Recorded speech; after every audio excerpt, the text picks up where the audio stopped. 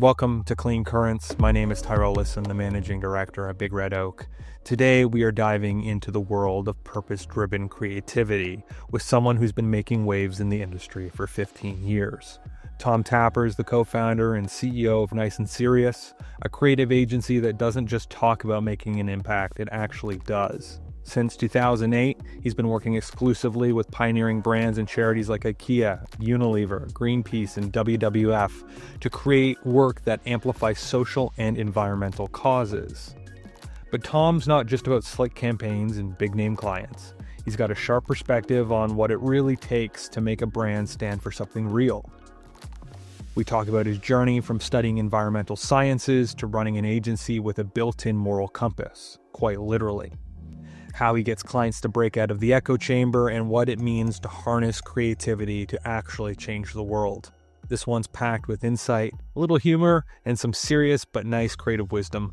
Let's get into it. Tom, I just want to start a little bit with the journey before Nice and Serious. I'm always interested in people's youth and like what interested them as a kid or like a teenager or a young adult.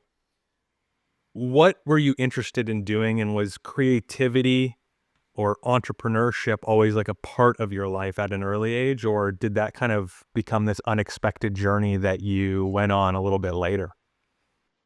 Hi, Terrell. Thanks. Yeah, it's a good question actually about my childhood. I grew up in quite a small town in the UK, very rural, very remote.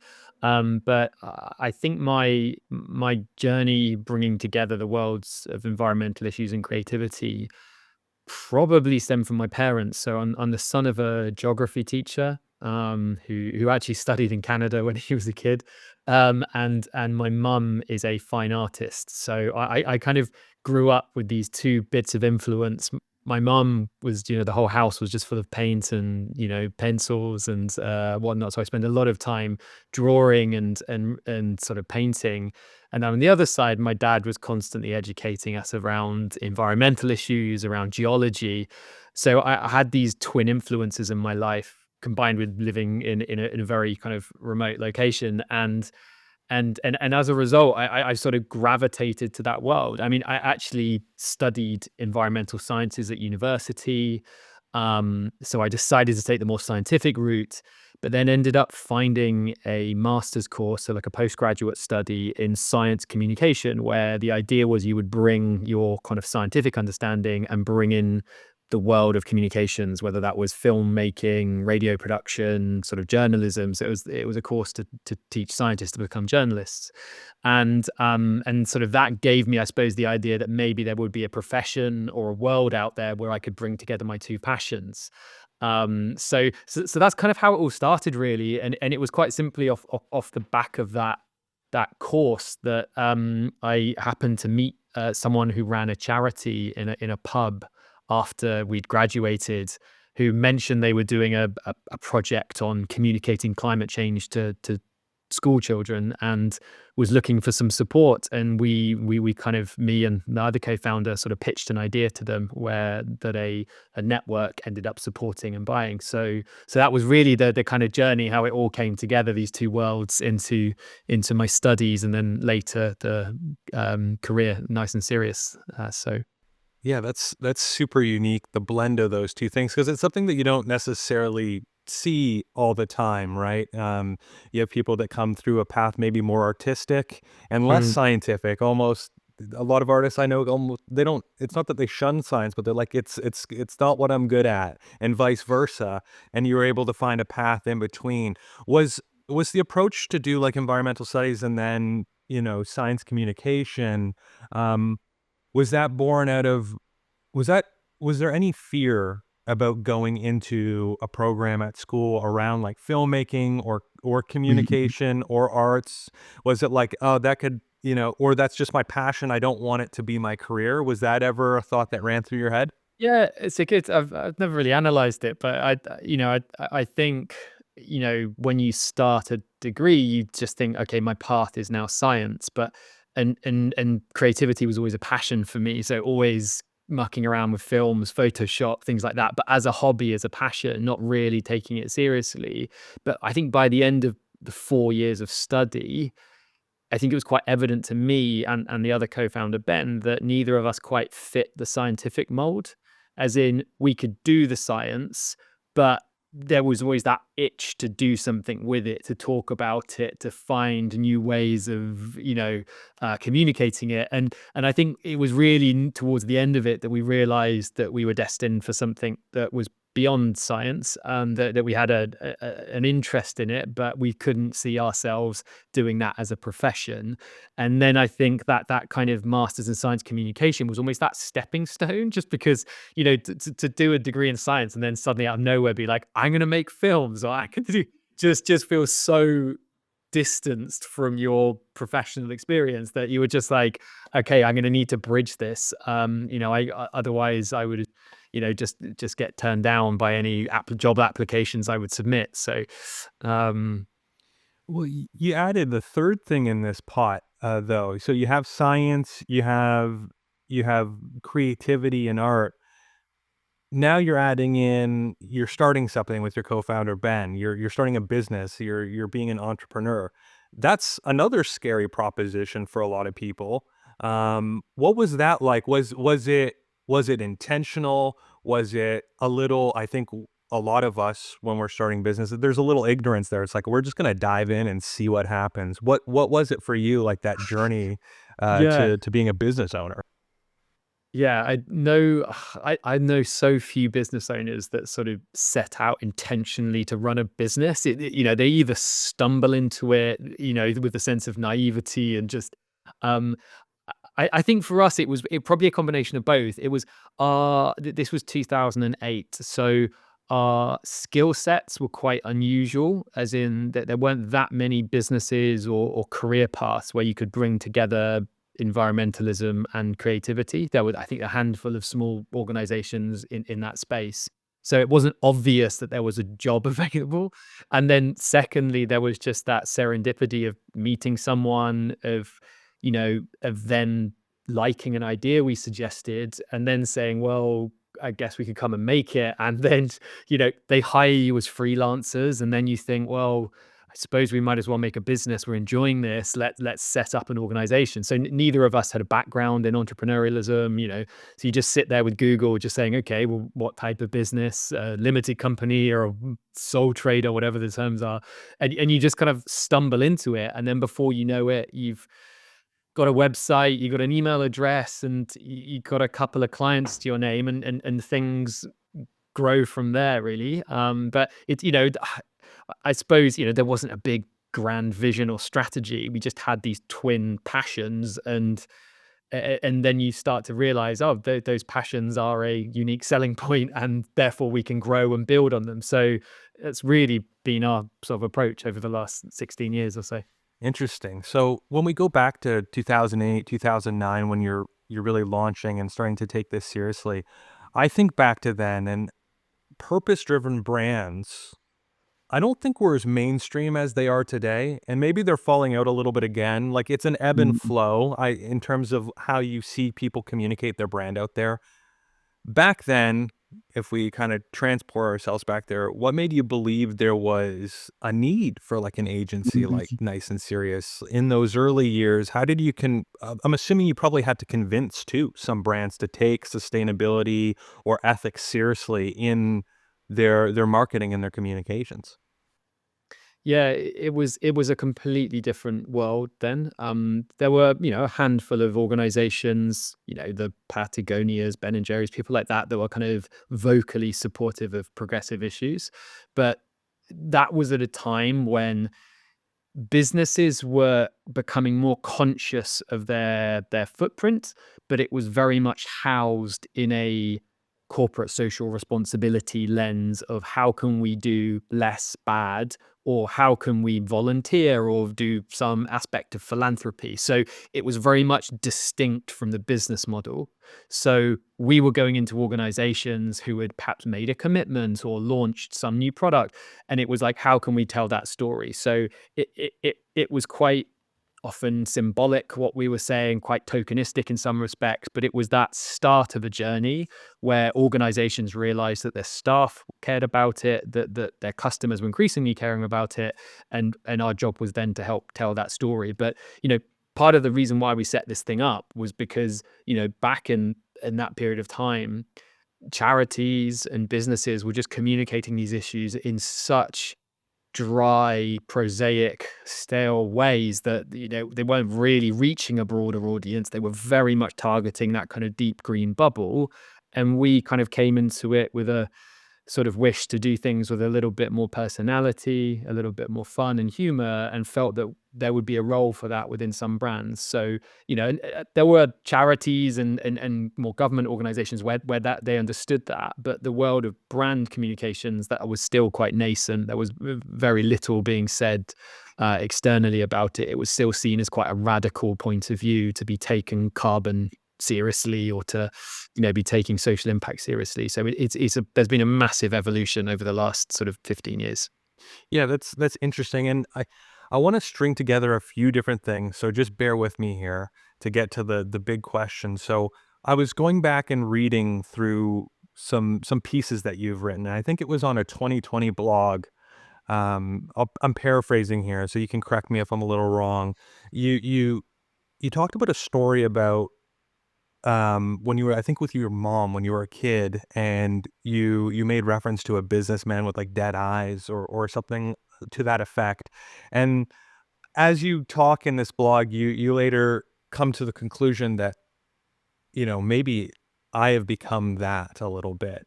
And this is interesting because you create this business, nice and serious, to do good, and you have a very positive outlook, and you want to help brands, charities, etc., really make a change, make an impact. But now you're some years into it, and you're like, wait a second, am I really still living by that mission or vision that we started? What was that like? Mm. I'm assuming there was a little bit of identity crisis, probably like I put a lot of work into this, like where do I go? I think a lot of people face this in their careers or as business owners or as creatives. And they don't necessarily always get the answer that they're looking for. What was that kind of point like for you? Mm. First of all, great research, and my heart sunk when you mentioned a past blog I'd written. Like I was like, well, what do I what have I said? But no, you're right. Yeah, that was and I think that moment that I was referring to in that blog was, I think, around 2015, where we'd been going for sort of 6 or 7 years. The business had grown quite a bit. I think we had about 15, 20 staff at that point. And y- you know, it's basically very lonely and very stressful running a business, as in, quite quickly, when you set it up, very idealistic, you're very much like making stuff, you're in the craft. But then as things grow and you have some successes, you then start having a big team, and before you know it, you're managing people, and you're managing budget, and you're managing finance, you're doing all those kind of stressful things.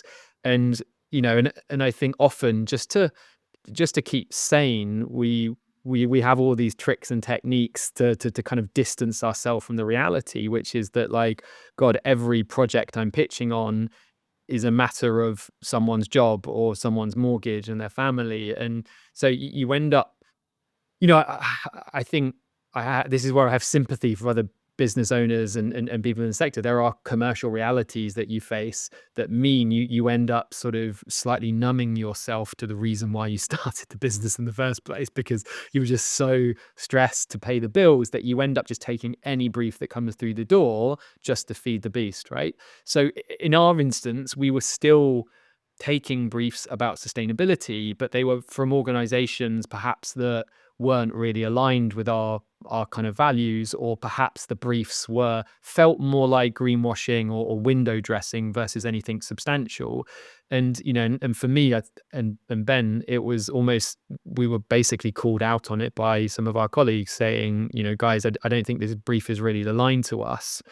And and I think at the time we were just so focused on just winning work to pay for people's salaries that we hadn't really been truly reflecting on our purpose and how we were sticking true to it. Because I do believe that, as an agency, your biggest impact is who you're working with. I mean, of course, we need to reduce the impact from our offices and shoots and things, but it's pretty minor.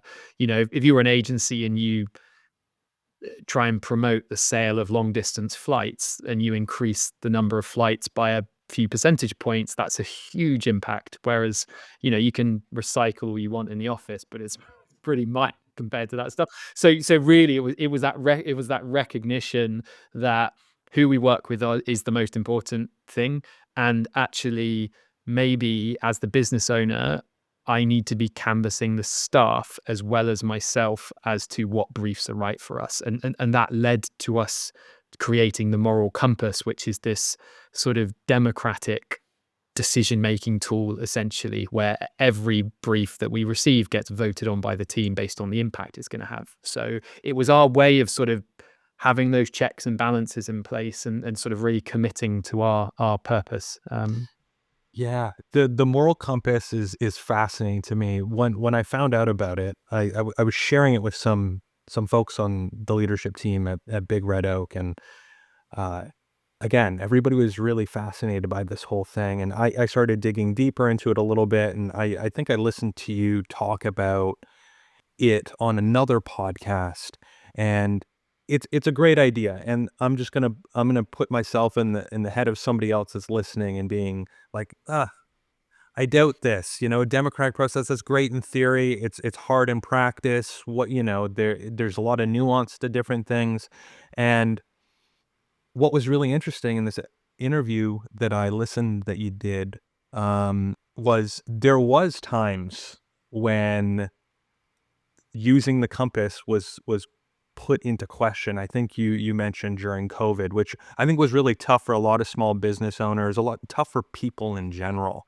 And you're going through a harder time. There was like furloughs, and you're trying to work through all this stuff. And I think you mentioned a moment where you're like, do we subvert the compass because we want to make money to get people back in? Like, it's a coming from a great place, but it's in direct contradiction to this tool and this process you set up.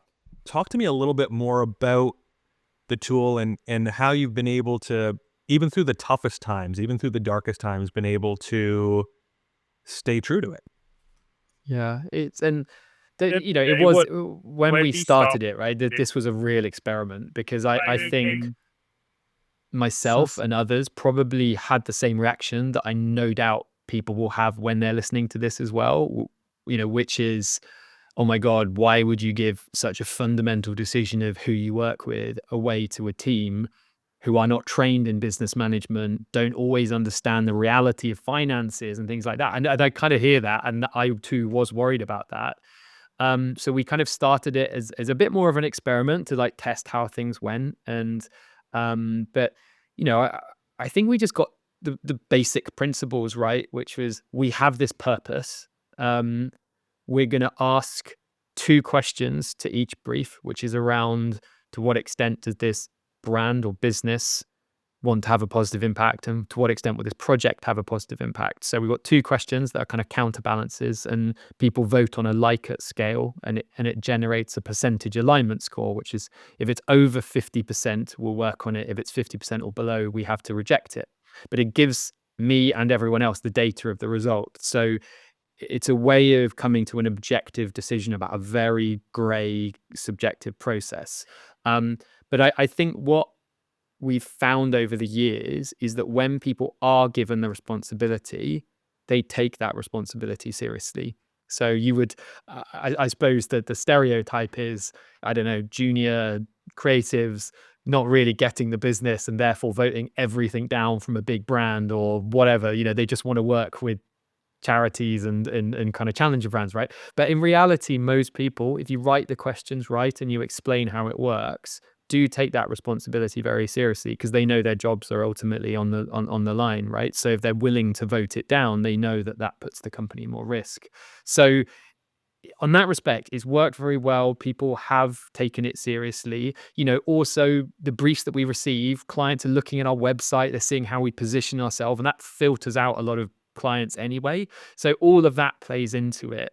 But no, I just get this feeling it creates a shared sense of purpose and camaraderie amongst the team, because we were in a position in the past where people would protest against certain clients and briefs, whereas now it's like, some people ask. I've had a few emails every now and again saying like, "Oh, I don't agree with this client. Can I go off it?" And I was like, "Well, really, this is a democratic system. Therefore, if it's passed, you should vote on it because you're one of the team, right?" And it goes the other way as well, right?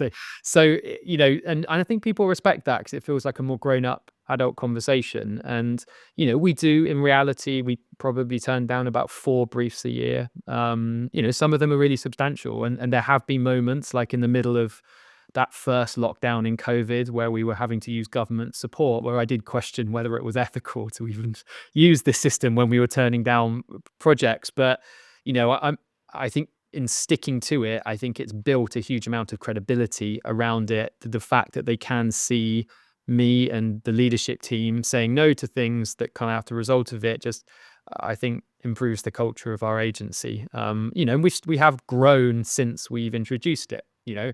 If I'm brutally honest, we may have grown more had we not had the system. But then I don't know whether our reputation would be the same. We could have taken on big lucrative briefs that would have made us money, but perhaps destroyed our culture or maybe our reputation. So it's a really hard one to quantify. But broadly speaking, I think it has helped distill our brand, not dilute it, is probably the way I would describe it. No, it's fascinating, and you're so right. And the idea of compromise, which is a very adult thing to do, right? We have to make Mm, compromise every day in our lives, and I think at the end of the day, people understand. It's like I have a seat at the table that I might not otherwise have, even if I don't agree with the outcome. At least I was heard, and mm, I think that's really important. And you've talked about turning down briefs, and probably turning down millions of dollars over the years since introducing the compass, which, for a lot of people is crazy. That probably make them sweat a little bit. I'm interested in how you've heard from certain clients when mm. you've introduced the brief, or sorry, introduced the compass. I know you talk about it on your website, and a lot of people are doing, like as you said, it filters out a lot of the stuff that might not have worked. But have you received any interesting feedback, comments, thoughts from your clients on the compass? Yeah, like broadly speaking, they really, really respect it because I think, as you all know, often you're one of three, sometimes more agencies on a pitch. And I think increasingly our clients are looking for organizations that walk the talk. And I think it's a really strong symbol that we put our money where our mouth is, that we have this system. And I think it kind of changes that dynamic a little bit. You go from one of three faceless service providers to suddenly an organization with principles that's got a bit of a backbone. So I think it changes the relationship in that respect. And we often find the clients will send us additional information to the brief about the strategy or impact of it to demonstrate what they're trying to do. So I think that is a really healthy result of the moral compass. And of course, sometimes briefs don't go the way that I would like or the client would like. And that sometimes does lead to some awkward conversations, as you would imagine, because often the people working in these businesses, even in the sustainability teams, are really well intentioned and doing some great work. And sometimes saying no to it feels, like a bit of a slap in the face when they're doing great work. So that has to be managed sensitively. And you know, sometimes we've been asked, well, if we did this, that, and the other, could we resubmit the brief? And currently we have quite a black and white no system, but maybe in the future it's something we might want to consider is, well, if the client's willing to adapt or change the brief to have more impact, is that something we should then resubmit? So we've kept it pretty stable over the last 8 years, I think, but it might be something that we evolve going forward so that we can have more impact, because ultimately if you say no, it does send a signal, but they're then just going to work with another agency. So you're trying to work out how can you have the most impact in that scenario. um but I do, and in some respects, right, agencies do have a big influence in that the work we make can help change people's minds and ideas. But fundamentally, we can't change the sustainability strategy of a business. That's not why they're coming to us. They're coming to us to tell a story about what they're doing. They're not coming to us to, I don't know, change their business. Or, so, and I think sometimes agencies can convince themselves that, oh, don't worry, we'll work with this slightly questionable company because we'll change them from within. And I'm like, if you were a professional services consultancy like McKinsey, maybe that would be the case, but we're in the creative business and our job is to communicate what they're already doing. And that can have influence, but you're not changing the business model of the company. So it's a nuance, but I think it is quite an important one that sometimes gets overlooked by the kind of our wishfulness of our sector. But Yeah, no, certainly. It's it's interesting because you've touched on a few different things here too that I want to dive into on the client side, and our role as, as storytellers, communicators, helping them market. And the nuance that you mentioned, you talk about greenwashing, you talk about tokenism, you talk about companies making pledges, but maybe not necessarily seeing them through. And I've kept an eye on this throughout the years because it's something that I'm interested in. It's something that I helped do myself. I worked with Unilever. I worked with, well, Unilever, Ben& Jerry's is now part of Unilever. I've worked with Ben& Jerry's too.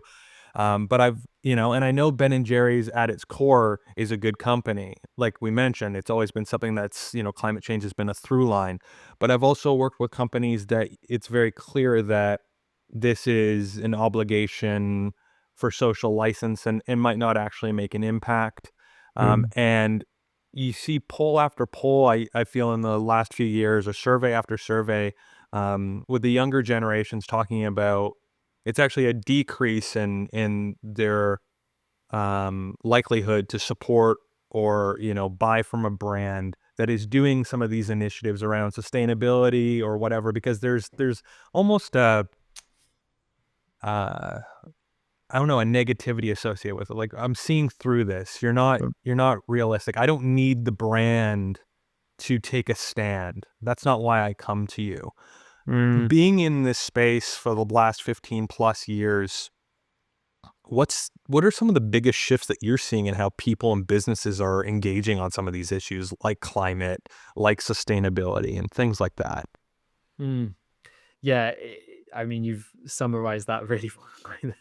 The challenges that we face now. I mean, it's been such a shift over the last sort of decade, especially. I mean, I felt like in the early 2010s, it was very much the era of you know, let's do marginal things to have a slightly lower impact, and let's do fairly subtle communications to tell people about, what we're going to do to reduce plastic waste, and do these things on the periphery and do a little bit of communications, but nothing quite out there.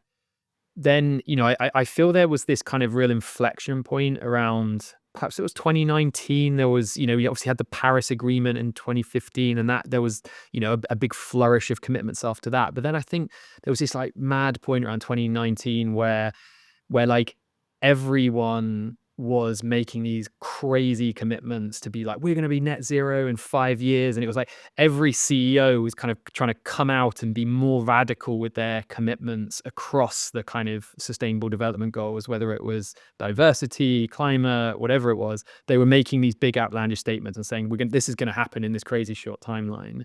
And I think that was, I think there was just a big movement towards more progressive policies, and at the same time, every business was getting a purpose statement because it was like, they'd done the research. The next generation wanted purpose. Employees wanted purpose. So you had these businesses that had been doing this for decades, like Ben& Jerry's, where it really ran through the heart of the business. And then you had this massive groundswell of commercial businesses that had probably paid a consultancy a lot of money to write a fancy purpose statement, and that, that was nice and positive, but kind of couldn't quite put your finger on what it meant to the day-to-day business. And then some really kind of like outrageously ambitious commitments, which was wonderful to kind of see. So there was that massive push towards it, and loads of, time, money, and effort was put into it. And then over the last sort of 5 years into what's been called like the decisive decade, you've kind of seen, some pretty impressive progress. A lot of these businesses have really they've invested in it. They've got big sustainability teams. They're making material impact. But some of the commitments that were made for a stage and just to say we're going to be 100% this or 0% that, they're suddenly like, oh Jesus, it's really hard. It's really hard to get there, and we're just seeing now a slight well, I think there's two types of things, right? We've got some organizations that are readjusting targets based on realities. Like it's bloody hard to remove plastic from everything. It's just ingrained, right? So, and others are saying, actually, we can't afford to be net zero by this point. We're going to have to push it back a bit. So there's probably an honest realignment for some businesses, but then we're also seeing a whole wave of businesses, especially in the last month with the political change that has happened, where people are just scrapping targets and they're seeing the easy way out, and it's pretty embarrassing and shameful to see that happening right now. I'm sure there are things happening behind the scenes that I'm not aware of, and I'm very conscious that I seeing this from the UK perspective, but a lot of businesses are rolling back and seeing this as an opportunity just to double down on business as usual and make profit. And, and I think you're then really seeing who were the ones that meant this and who are the ones that it was performative, essentially, to kind of piggyback on a trend. I know, have I answered your question, Cyril, or have I just rambled for No, you 5 you you definitely have. And you hit on a really good point there too at the end about, the shifting tides. I think it's tough because there's a lot of things as marketers, as communicators, as storytellers that we can't necessarily control. And that goes back to the point you said as well. Sometimes I feel like as a group, we get very kind of utopian about how much impact sometimes that we can make. We're just one part of the puzzle, and we can't change our overall strategies. We can't change business directives. We can try to help communicate and change and impact. And um, it's really interesting now because I'd assume it's a challenge because there's rollbacks, because things change. I would you say people get more jaded and then it becomes harder for us to do our jobs? Like, is that a fair observation or is it a Yeah. little too jaded?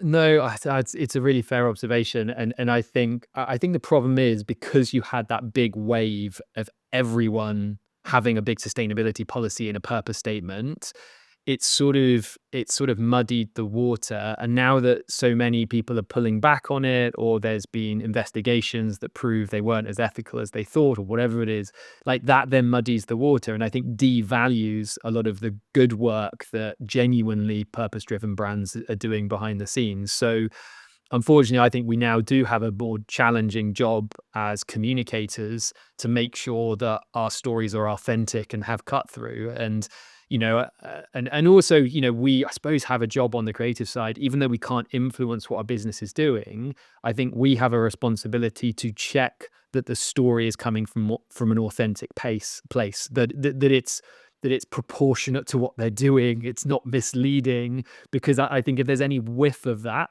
then there's a risk. There's a creative communications risk that the client gets called out for. So yeah, it's harder. I think we're having to, be a bit sharper with our creative. I think maybe 5, 6 years ago, you could kind of get away with, just a nice positive, vague message. Whereas I think now it has to have real substance and cut through. So, I think, basically now is not the time to be doing sloppy work. we need to, we need to be sharper than ever, basically.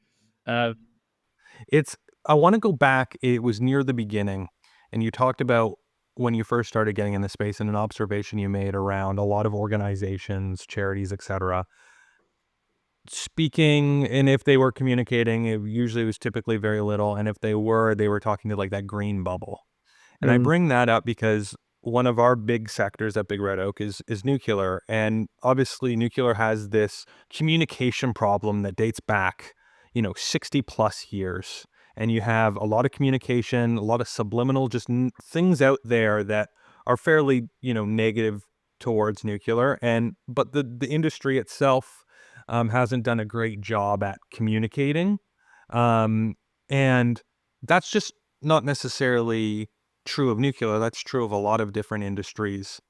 As somebody who's been in this space and done some great Mm, work over the past 15 plus years, what are some of those tips and strategies that you try to employ when you start having those honest conversations with clients about, listen, you're not hitting the mark. You're talking to yourselves. You're probably making a video or making a graphic and putting it on LinkedIn, and you're just doing organic or something like that. You're not mm, really tapping into the audiences that you necessarily need to tap into. Obviously, that's fine. There is room for posting organically on LinkedIn to your peers, mhm. but you have these companies and organizations that are like, we want to make a splash. We want to talk about how good X is. What are some of those tips and tricks that you've learned to employ over the years that have helped you kind of move that dial with these clients? Mm. Yeah, no, it's a great question, and I think the nuclear industry is a fascinating example from a science communication point of view. And it's this sector that makes environmentalists feel really uncomfortable because they're so used to banging the drum about decarbonization, and yet nuclear presents a stable form of low carbon energy. But there's this intuitive skepticism or mistrust or fear with nuclear, which makes it really difficult to communicate about. And it's, that's happened over decades, as you know, as I'm sure anyone who works in the sector will know. But often what happens in these instances, from my experience, is that you know the people who are looking to communicate the message from the client, let's say it's someone working in the nuclear industry, probably has quite a scientific mind, understands the facts about the industry, and often will want to approach the communications from a myth busting point of view, or you know and also they often rely too heavily on logic. So they were like, well, if we have these carbon targets and solar and renewable can provide this, there's this baseline load which needs to be covered from a stable low carbon source. And so often the point of communications comes from one of trying to disprove mistrust, which I never think is a good place to start. And often it tends to be more science based. So it will be talking about the facts behind why a solution like nuclear is effective. And often what it fails to address is the deeply emotional starting point that customers sort of begin in, right? And this isn't just, this is like so many sectors where you have a deep scientific understanding, so you just resort to logic and say, well, it's obvious why this is the solution, A plus B equals C, blah blah blah. And yet your audience is starting from a totally different starting point, which is most of the communications they've read have been around disaster or risk or what to do with the radioactive nuclear waste, all of that sort of stuff. So I think for me, any communications in general, starts from a point of what does the audience currently understand, what are their motivators, their hopes, fears, dreams that we need to be aware of, and how can we create this piece of communications which starts from where they are at, not from this position of I want to have a logical understanding of why this is good. That just doesn't really float. You just end up with really dull corporate stuff that sits on a website. I think to take it that step further, you have to tap into deeper emotional drivers. And I think, but just to be clear, I think that's almost across the environmental sector. It's full of people that are so read up on this subject matter that we end up producing content for ourselves, essentially, and fail to meet the audience where they're at, which unfortunately I think the other movements have done a lot more effectively. So hence why you have all these regressive movements, because they've ultimately been better at speaking to people and meeting them where they're at. Whereas I think we've taken this slightly higher ground, a moral high ground, and often rely on people's understanding something complex and an altruistic desire to do something good for the world, which some people have, a few people, but most people are just trying to get by and are reading news sources which might be making them think otherwise. So it's like, I would say, the crux of the communication challenge we face in this movement right now is as you've kind of questioned. Yeah, no, it's interesting, and I think that that's a key takeaway for anybody really listening. It's something that we've been trying to start to communicate ourselves. We go to these for example, we go to these nuclear conferences. A lot of them are filled with the most brilliant people that are very passionate about nuclear. A lot of them are engineers, a lot of them are scientists. And as you acutely talked about, they're coming at it from a fact-based or a logic-based angle. And we do talks. And people are fascinated to come to the talks because we don't talk about the latest, greatest piece of technology. We talk about storytelling and the idea of emotion, right? That is the core. It's something that's universal. Everybody can experience it, everybody feels it. And that's Mm. how you're going to make a tangible change. And we do give them some brain science and some neurology stuff to get them comfortable with it, funnily enough. But at its core, it's about that, because at the end of the day, I guess it's like people are just worried about how they're putting their food on the table for them and their families. And that's how you kind of have to make those connections to the issue that you're trying to talk about, rather than this kind of holier than thou kind of like, you should know this, here's the information. So wrapping that up there and talking about those things, what is your kind of maybe final piece of advice on that for this industry as a whole, um, in terms of having those conversations with Mhm. clients? Because I think you're not always going to change it with one conversation. It takes some movement of people. It takes repetition. It's going to take years, I think, to kind of make that lasting change. How are you approaching it at Nice and Serious? Like, to have those continue to have those conversations. Mm. Yeah, it's a great question, and I think there are two things that we're trying to do. Um, One of which is to sort of start by showing our clients the bigger picture. So start by showing them, what's happening in the space, who's at the vanguard of communicating these issues, what can we learn from them. So starting at that broader picture versus just within the client sector, because I think that's a recipe for just copy and pasting what's done, and you end up in this tired sort of rut of similar communication. So I think we try to do that, start with some inspiration.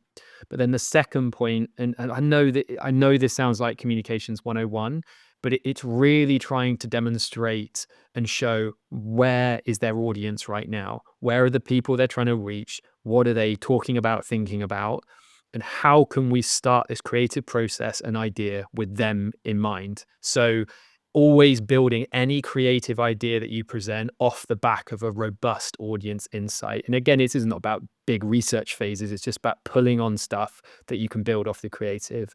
And then, where possible as well, we will sometimes introduce what we call a creative council. So, obviously, testing is nothing new. Often your ideas might be tested against a panel, but eh, what we mean by forming a creative council is we might form a group of 6 to 8 people who represent the audience they're trying to reach, and we will take them through that journey with us. So right from insights gathering at the start to initial creative testing through to final creative reviewing, things like that for language, all that sort of stuff. So you've got a body of people that you're taking them through that journey with.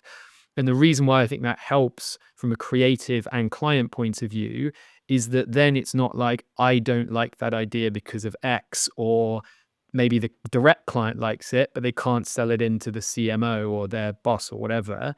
Whereas having that external validation and just be like, this testing group said that this message really works well for them. And then it takes it out of that personal subjective space that can often end up in a slightly repetitive kind of, speaking within the bubble sort of world. You can get to some more groundbreaking creative because you've got something that, justifies your creative choices. So I think it's those two things I think are helping us to get to better, groundbreaking space with our clients. Very astute, and I appreciate that, because I think you articulated it so well. Well, I want to thank you, Tom, for coming on. I know there's tons of other things that fascinate me about your journey so far, but I feel like we touched on a lot of great things today. I just want to give the floor to you in the last couple of minutes here. Is there anything that we didn't talk about, or anything that you'd like to talk about, or promote about all the great work that you're doing at Nice and Serious? That's very kind of you. But no, I would just, encourage people to check out our website. I'd encourage people just to reach out if they want to chat, exactly like you did as well. I think it's, I think coming I think a lot of people who have been in this the creative sector more broadly see it as a very, very competitive space. But I think you'll be surprised people who are really committed to this cause are always up for having coffees, conversations, mutual discussions, because, there's more than enough work to go around. And I think it's more about sharing learnings from things that work and things that don't, because, creativity is an incredibly subjective process. Sometimes things land, sometimes they don't. So I think we can all learn from each other, make better work, and, keep pushing our clients to go further and further. Well, I appreciate you coming on and sharing some of your sage advice and your experiences. So thanks. Cool. Lovely to lovely to join.